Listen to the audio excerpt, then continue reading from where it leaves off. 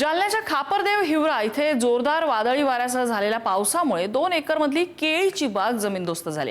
या नैसर्गिक आपत्तीचा मोठा फटका भगवान रोडे या शेतकऱ्याला बसलेला आहे। वादळी वाऱ्यामुळे शेतातली केळीची झाडं जमीनदोस्त झाली आहेत। 12-13 लाखांचं नुकसान झालेलं आहे। 15 ते 30 दिवसात ही केळी बाजारात विक्रीसाठी येणार होती, मात्र हातातोंडाशी आलेला घास अशा प्रकारे हिरावल्यानं भगवान रोडे यांच्यावर मोठा आर्थिक संकट ओढावलंय। या नुकसानाचा तातडीने पंचनामा करून मदत द्यावी अशी मागणी त्यांनी केली आहे।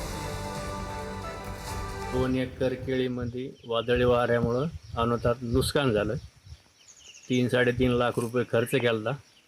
12 महिन्याची केळी 15-20 दिवसात मार्केटला सुरू झाली असती। 12-13 लाख रुपये उत्पन्न अपेक्षित होतं, पण 10 मिनिटाच्या पावसाने सारं मातीमोल केलं। आणि एवढीच अपेक्षा आहे की काही मदत करावी।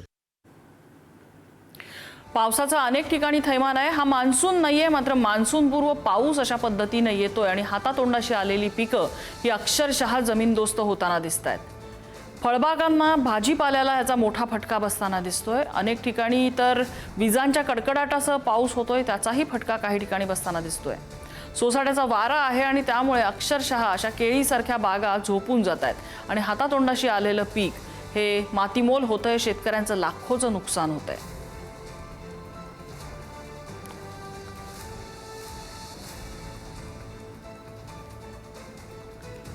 एकीकडे मान्सून अजूनही भारताच्या मुख्य भूमीपर्यंत आलेला नाहीये। अंदमानातून तो पुढे सरकलाय खरा, मात्र तो तिथेच रेंगाळतोय। तो केरळपर्यंत पोहोचला नाहीये। पुढच्या 3-4 दिवसात हा पाऊस केरळपर्यंत पोहोचेल असा अंदाज आहे, मात्र प्रत्यक्षात पावसाचा प्रवास हा काहीसा उशिरानं सुरू आहे।